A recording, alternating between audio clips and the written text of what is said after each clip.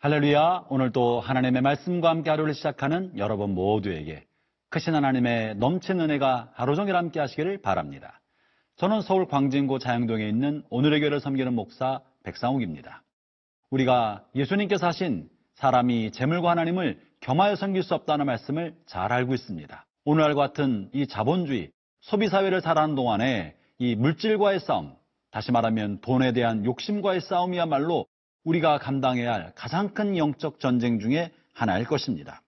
오늘 본문에서 바울 선생님은 그의 제자 그리고 후배인 디모데에게 목회자로서 어떻게 물질을 대해야 할지 돈에 관한 문제를 직접적으로 언급해 주고 있는데요. 선배 목회자인 바울을 통하여 후배 목회자인 디모데에게 주는 물질에 관련된 올바른 태도를 가르쳐주는 오늘의 말씀은 디모데전서 6장 11절부터 21절까지의 말씀입니다. 디모데전서 6장 11절에서 21절 말씀입니다. 오직 너 하나님의 사람아, 이것들을 피하고 의와 경건과 믿음과 사랑과 인내와 온유를 따르며 믿음의 선한 싸움을 싸우라. 영생을 취하라.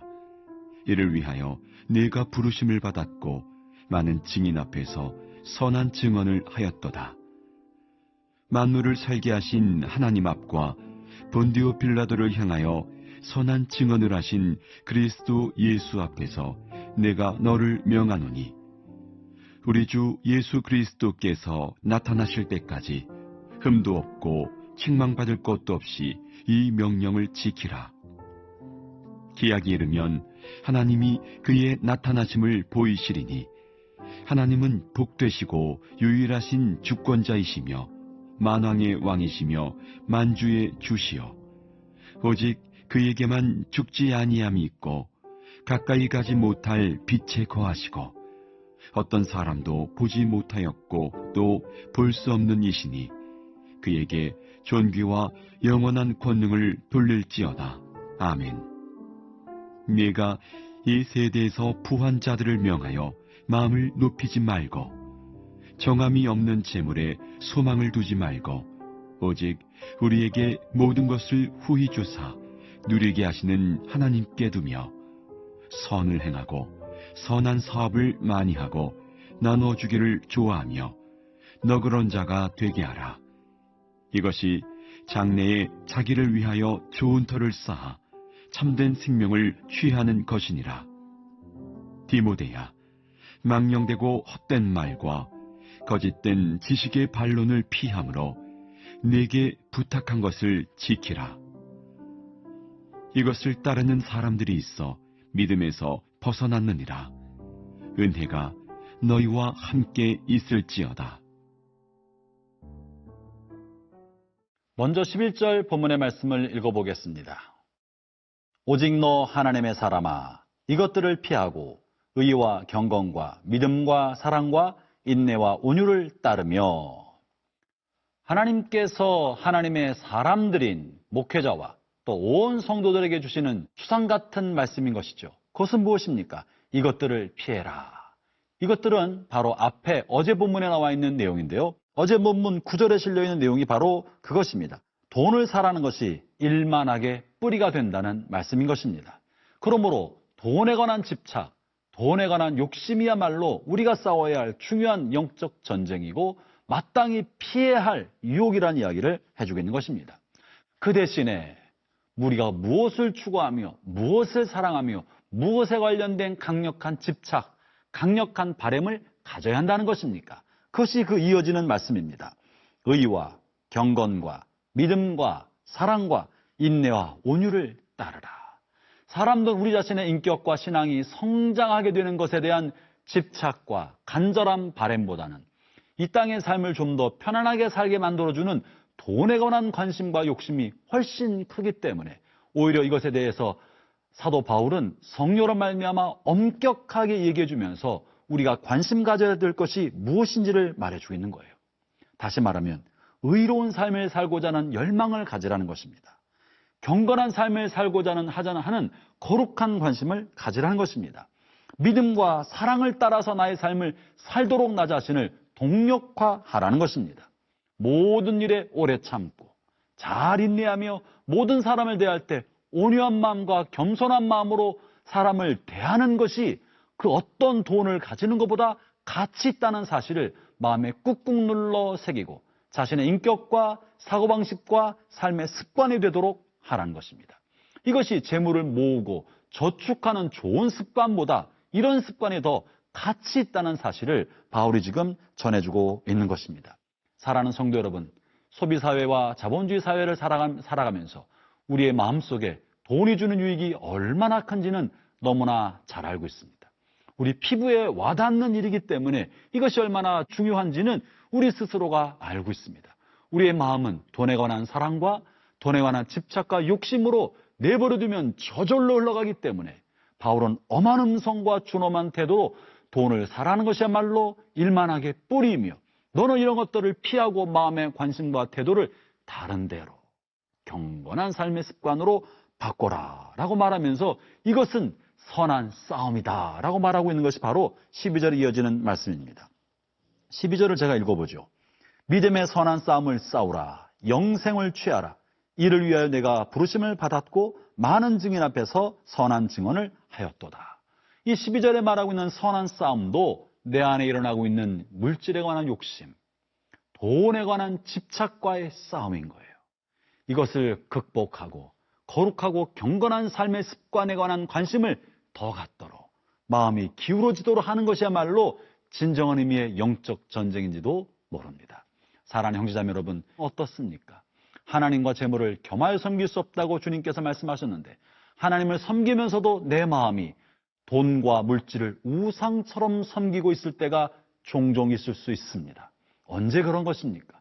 내가 예수님을 믿으면서도 내가 또 하나의 우상인, 또 하나의 신인 돈을 마음에 간직하고 있다는 사실을 어떻게 알 수 있습니까? 그것은 우리의 삶의 중요한 순간에 여러분의 마음이 무엇에 의해 작동되는지를 점검해 보십시오. 중요한 의사결정을 하는 순간에 그 의사결정을 통하여 나에게 물질적으로 얼마나 많은 혜택이 생기나, 이것이 여러분의 주요한 관심사가 됩니까? 아니면 그 의사결정을 통하여 어떻게 하나님께 영광이 될까? 어떻게 복음 전파에 기여할까? 어떻게 다른 사람들에게 선을 베풀고 경건한 삶의 본이 되며 다른 사람들을 옳은 대로 이끌어갈까에 대하여 관심을 갖는지, 물질에 관한 이익을 얼마나 더 많이 보게 될까에 관심을 갖는지, 마음의 관심의 축이 어느 방향으로 기울어진지를 보면 그 사람의 마음의 주인이 누군 줄 알 수 있게 되는 것입니다. 사랑하는 형제자매 여러분, 물질에 관한 욕심이 여러분의 마음의 주인을 차지하지 않도록 선한 싸움을 싸우십시오. 대신에 경건하고 의롭고 인내와 온유가 여러분의 삶을 차지하도록 마음의 중심을 기울이십시오. 그러면 하나님의 사람으로 부끄러움 없는 일꾼으로 하나님 앞에 서게 될 것입니다.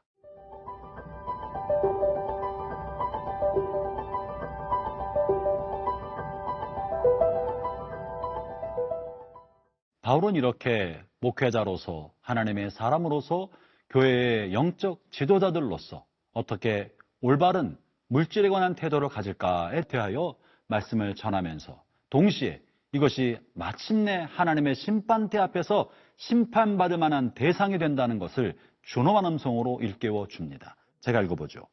만물을 살게 하신 하나님 앞과 본디오 빌라도를 향하여 선한 증거를 하신 그리스도 예수 앞에서 내가 너를 명하노니 우리 주 예수 그리스도께서 나타나실 때까지 흠도 없고 책망받을 것도 없이 이 명령을 지키라.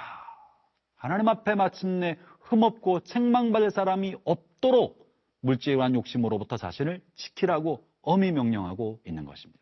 교회 영적 지도자들과 목회자들에 관하여 물질에 관한 단호한 태도로 말씀한 사도 바울은 이제 일반 성도들을 향하여 물질에 관한 태도를 올바르게 갖도록 이야기하고 있는데요. 그것이 17절의 말씀입니다. 네가 이 세대에서 부한 자들을 명하여 마음을 높이지 말고 정함이 없는 재물에 소망을 두지 말고 오직 우리에게 모든 것을 주사 후히 누리게 하시는 하나님께 두며 라고 말합니다.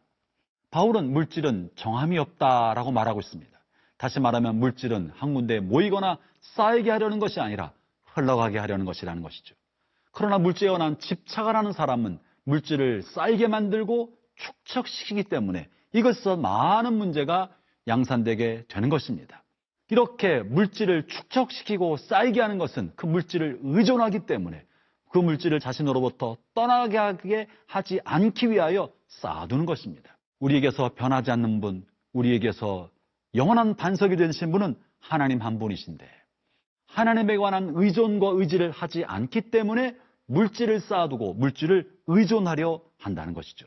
그것이 지금 17절에서 부한 사람에 관해 경고하고 있는 내용인 것입니다. 부함 자체는 문제가 되지 않으나 부를 의존하는 것은 문제가 된다는 것입니다. 그러므로 사랑하는 형제자매 여러분, 물질에 관한 의존을 벗어나서 우리에게 물질을 공급하시는 하나님을 의존하는 신앙을 갖게 되기를 바랍니다. 하나님은 어떤 분이십니까? 본문 15절과 16절에서 바울은 하나님을 이렇게 표현합니다. 기약이르면 하나님이 그의 나타나심을 보이리니 하나님은 복되시고 유일하신 주권자이시며 만왕의 왕이시며 만주의 주시오.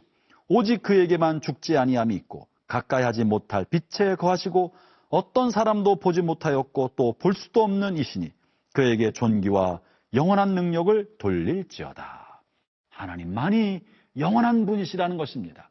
하나님만이 아무도 범접할 수 없는 영광 가운데 계시는 것입니다. 영광의 근원은 하나님이신 것입니다. 물질로 말미암아 영광을 누리려 했던 잘못된 마음을 버리고 참된 영광은 하나님께 있는 줄로 알도록 권면하고 있는 거죠. 사랑하는 성도 여러분, 여러분의 물질, 유한하고 정함이 없고 언제든지 흩어지기 쉬운 그 물질로 영원성을 갖게 하는 비결은 영원한 하나님을 위하여 물질을 사용하는 것입니다. 유한한 물질이 영원한 하나님을 위해 사용될 때 그 물질은 영생을 얻게 되고 영원한 가치를 띠게 되는 것입니다. 그것이 본문 18절과 19절의 말씀이에요.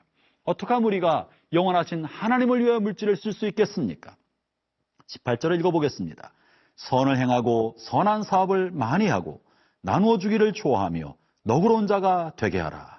이것이 장래에 자기를 위하여 좋은 터를 쌓아 참된 생명을 취하는 것이니라. 본문에 말씀하고 있는 것이 이것이에요. 유한하고 흩어지기 쉬운 것, 이 물질이 하나님의 영광을 위하여 사용되도록 선한 일에 쓰임받게 하고 나보다 어렵고 힘든 사람을 위하여 나눠주고 베풀고 흘려보낼 때 내가 이렇게 물질을 다른 사람과 하나님의 영광을 위해 쓸 때 그것이 좋은 터에 쌓이도록 차곡차곡 쌓이고 그것이 마침내 영생을 누리게 만들어주는 복된 통로가 된다고 말하고 있는 것이죠. 형제자매 여러분, 유한한 여러분의 물질이 영원한 것을 위해 쓰임받게 하십시오. 그러면 여러분도 영원한 나라에서 영원하신 하나님과 함께 영원한 복락을 누리게 될 것입니다. 하나님의 은혜가 오늘도 하나님의 말씀과 함께하는 여러분 모두에게 가득하기를 바랍니다.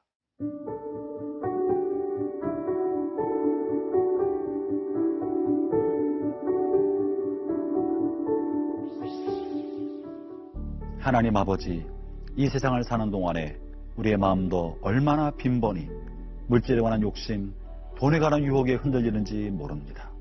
주여 저희 마음을 붙들어 주셔서 정함 없는 재물에 마음을 두지 아니하고 영원하신 하나님께 마음 두고 하나님을 의존하며 물질이 올바르게 사용되도록 올바른 지혜와 용기를 가지고 쓸 수 있게 하여 주시옵소서.